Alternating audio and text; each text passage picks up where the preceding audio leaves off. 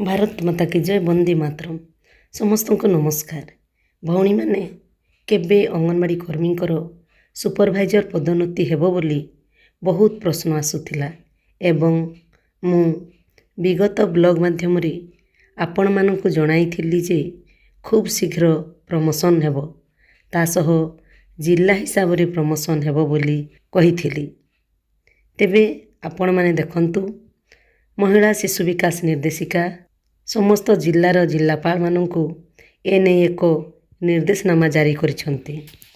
ଆଉ ଜିଲ୍ଲାରେ ଖାଲି ଥିବା ସୁପରଭାଇଜର ପଦବୀ ପୂରଣ କରାଯାଉ ଏବଂ ଯୋଗ୍ୟତମ ଥିବା ଅଙ୍ଗନବାଡ଼ି କର୍ମୀଙ୍କୁ ସତର୍କତାର ସହ ଯାଞ୍ଚ କରନ୍ତୁ, ଯେମିତି କୌଣସି ଭୁଲ ଭଟକା ନ ରହେ। ଯାଞ୍ଚରେ ଯେଉଁ ଅଙ୍ଗନବାଡ଼ି କର୍ମୀମାନେ ଯୋଗ୍ୟ ବିବେଚିତ ହେବେ ତାଙ୍କୁ ସୁପରଭାଇଜର ଭାବରେ ପଦୋନ୍ନତି ଦିଆଯାଉ। କିନ୍ତୁ ଭଉଣୀମାନେ, ମୁଁ ଗୋଟିଏ ଅନୁରୋଧ କରିବି ଏଠି, ଯେଉଁ ଅଙ୍ଗନବାଡ଼ି ଦିଦିମାନେ ସୁପରଭାଇଜର ପଦୋନ୍ନତି ପାଇବେ ସେମାନେ ନିଜ ପାଖରେ ସୁପରଭାଇଜର ହେବାର ସାମର୍ଥ୍ୟ ଅଛି କି ନାହିଁ ତାହା ବୁଝିବାକୁ ଚେଷ୍ଟା କରିବେ। ଯଦି ପଦୋନ୍ନତି ପାଆନ୍ତି ତେବେ ଆପଣ ନିଜ ଦାୟିତ୍ୱ ସୁଚାରୁ ରୂପେ ତୁଲାଇ ପାରିବେ କି ନାହିଁ ତାହା ନିଜେ ଭାବିଚିନ୍ତି ପଦୋନ୍ନତି ନେବେ। କାରଣ କାମର ଚାପ ଅନେକ ମାତ୍ରାରେ ବଢ଼ିଯାଇଛି।